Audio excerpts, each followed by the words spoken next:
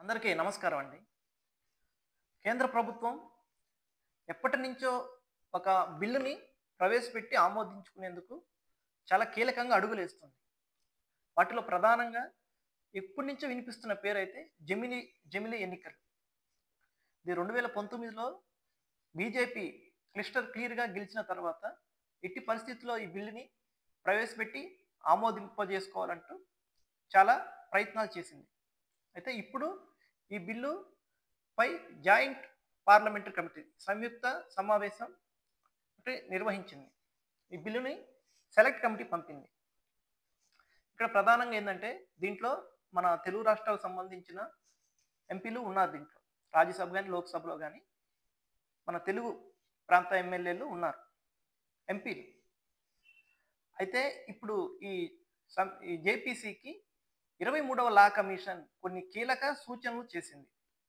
అవేందంటే ప్రధానంగా ఇప్పటివరకు ఉన్న రాష్ట్రాల ఆమోదం కూడా అవసరం లేకుండా ఈ బిల్లుని పాస్ చేసుకోవచ్చంట. ఇది సమాఖ్యకు సంబంధించిన బిల్లు. అంటే ఇక్కడ ఫెడరల్ స్ఫూర్తి ఉంది.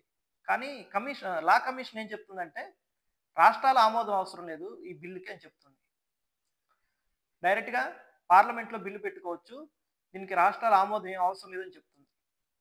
ఇది సమాఖ్య బిల్లు కదా! పార్లమెంట్‌లో ఈ బిల్లు పాస్ అయినా కానీ మన భారతదేశంలో ఉన్న రాష్ట్రాలు సగానికంటే ఎక్కువ రాష్ట్రాలు ఈ బిల్లుని ఆమోదించాలి. అప్పుడు ఈ బిల్లు చట్టం అవుతుందని గతంలో వాదనలు విన్నాం. కానీ ఇప్పుడు లా కమిషన్ అలా చెప్పట్లేదు. ఇది పూర్తిగా రాష్ట్రాలతో సంబంధం లేదు. ఆర్టికల్ 368 సబ్ 2 ప్రకారం ఇది రాష్ట్రాల పరిధిలోకి రాదు అని చెప్తుంది. ఇక ఈ బిల్లుపై ఎలా అయినా ముందుకెళ్లేందుకు కేంద్ర ప్రభుత్వం నియమించబడిన లా కమిషన్ ఎలాంటి సూచనలు చేస్తుందో ఇప్పుడు మనం చూసాం.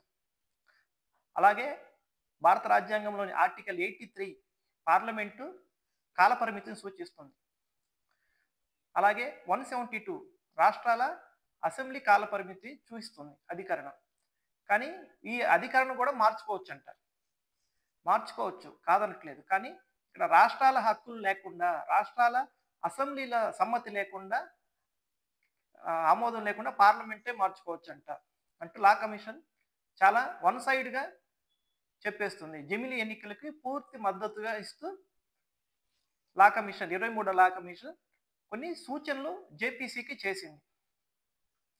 ప్రజా ప్రయోజనం దృష్ట్యా ఆర్టికల్ 83, ఆర్టికల్ 172 అనేవి కొన్ని సందర్భాల్లో మనం మార్చుకోవచ్చు. అది రాజ్యాంగం పార్లమెంటుకి ఇచ్చిన హక్కు అంటూ చెప్తుంది.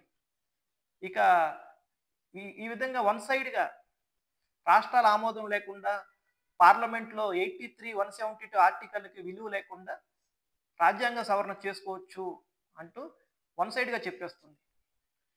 ఈ లెక్కనైతే జమిలీ ఎన్నికలు కూడా 2027 ఆ ప్రాంతంలోనే వచ్చే అవకాశం ఉంది. ఎందుకంటే లా కమిషన్ పూర్తిగా వన్ సైడ్‌గా చెప్తుంది.